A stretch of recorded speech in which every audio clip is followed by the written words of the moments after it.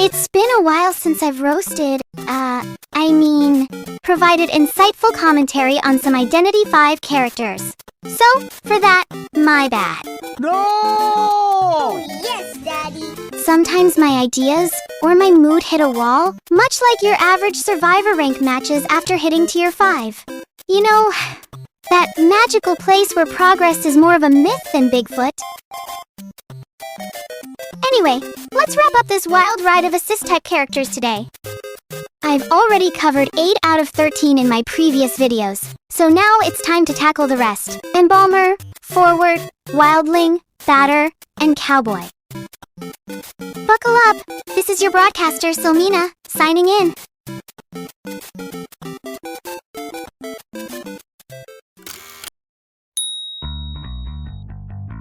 Aesop Carl, the Embalmer, is one of those characters I have a serious love-hate relationship with. He's basically like your crush who's into someone else. You're pouring all your hope into him, just praying it doesn't end in heartbreak.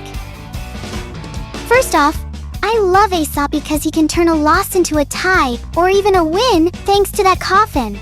Seriously though, where does he store it? In his briefcase? What kind of man-sized coffin fits in a tiny briefcase? Is it some kind of Mary Poppins situation? Anyway, let's not get too deep into his briefcase of mysteries.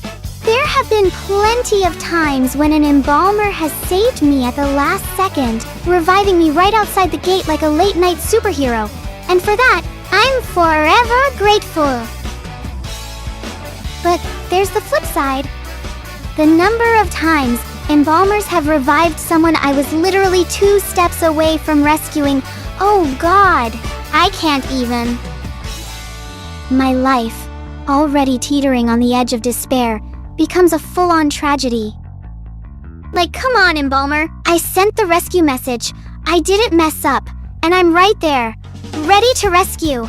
Yet suddenly, the person I'm about to rescue is magically covered in black mud, reviving somewhere else. And guess what? That's not even the worst part. The worst part is that now the hunter, who was guarding that poor soul, turns to me like I'm a free buffet. Thanks, Aesop. I've always wanted to be a hunter's snack. Now, let's talk about another little issue I have with Aesop, his fan base. Okay, to be fair, this isn't just Aesop, it's a problem with many IDV characters. But Aesop, lore-wise, is a psychopath, and yet people cling to him like he's some misunderstood cinnamon roll. I don't get it, but hey, it's fiction, and it's IDV, so I guess I can't complain too much. Then there are the Joss Girl simps. Oh boy. Months ago, I had a Joseph in my match who went full try hard on everyone else but was super friendly with one Embalmer, and this was rank. I ended up bleeding out as a journalist after that Embalmer refused to surrender, and Joseph just wouldn't cheer me. I kid you not, I spent the rest of that match wishing Joseph's toilet would break the next time they tried to use it. Still feel salty about that one, by the way. The Forward is a great character. Seriously, one of the best harassers in the game. He's like the MVP of annoying hunters and saving teammates. Sure, he's tough to master at first, but in the hands of a pro, he's a triple threat. Run, assist, rescue, all in one smooth motion. And it's all thanks to his trusty rugby ball. With that ball, he can stun the hunter, rescue a teammate, or zoom across the map when things get desperate, like when you're racing to prime a cipher or making a last-minute escape. Basically, the ball is his golden ticket to being everyone's hero. But unfortunately, in my tier, the only thing most forwards get right is running away from the hunter like they're auditioning for a track team. Some try to harass, but more often than not, it's a disaster. You fucking bitch. They'll charge at the hunter, only to misjudge the distance, slam into a wall, stun themselves, and get smacked by the hunter. Sometimes, these brave souls attempt this when they're already at half health, which just hands the hunter a nice little bonus snack on top of the one they're already carrying. So thoughtful, right? Now, I'll give them credit where it's due. Playing forward takes a lot of practice to rescue like a boss, and I really mean a lot. And yet, even if you've trained until you've mastered the art of zooming around the map like a football-fueled ninja, there's always one thing that can ruin it all. Natissa's legendary ping. Like, just when you're about to make a perfect rescue, the ping decides to spike, sending you flying past the hunter and turning you into the main course instead. I can't even be mad at the forward when that happens. But I'll admit, whenever I see it go down, I want to crawl into a corner and question all my life choices. Why do I play this game again?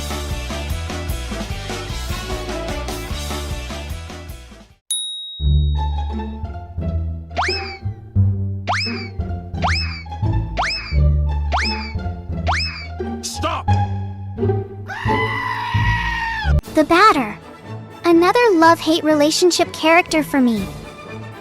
His mechanics are like most harassers. He can rescue teammates, shove the hunter around with his cricket bat, and really give them a hard time with that ball of his. It's tricky, but doable once you get the hang of it. One of his cool perks that I like is that he moves faster when near a shared teammate. So if used right, he can be a top-tier rescuer. But let's get into the two things that make the Batter a bit of a headache. First off, the aiming. Trying to aim that cricket ball is like playing the thief and trying to aim the flashlight. They both run backwards while only seeing what's directly in front of you. Actually, scratch that. It's more like you're doing a moonwalk while blindfolded. If you don't have the map memorized, you'll be slamming into walls and obstacles more often than getting terror-shocked as Helena. So, to play Batter well, you not only have to aim perfectly at the hunter, but also have a GPS-level map memory going on. That's why I wouldn't call the Batter a newbie-friendly character. Every time I see a newbie Batter, it's like watching a tragic comedy. They miss their shots, fumble into random objects, and before you know it, they're the ones screaming for help, sometimes with their teammates spamming yo-yo.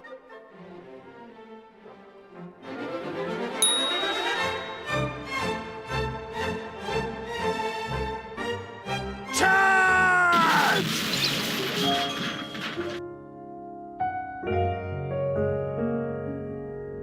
No!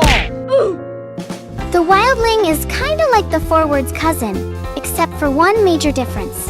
When you're on that boar, you have about as much control as a car with no steering wheel. You charge straight ahead, full speed, hoping for the best and bracing for the worst. This makes the Wildling a lot trickier to use for harassing, rescuing, or even running for your life. But hey, at least the boar's ability is cooldown based, so you can technically charge as much as you want. In all my years playing Identity 5, I've seen some Wildling mains pull off perfect, movie-worthy rescues. They'll hide, waiting for the right moment, and just when I'm being carried away, they come charging out like a scene from a Hollywood epic. It's the cavalry charge to end all cavalry charges. But then, there are the other times. You know, the ones where they charge headfirst into a wall, completely miss the hunter, and get smacked instead. When that happens, I just spam, "Don't rescue me," because I already know my fate is sealed. It's over for me, but at least we can laugh about it later. In the end, playing Wildling is all about timing and stealth, just like any good harasser. Though it's a way tougher job, and even if you've mastered the fine art of Wildling rescues, there's still the ultimate nemesis, IDV's legendary ping. Nothing ruins a perfect boar charge like lag.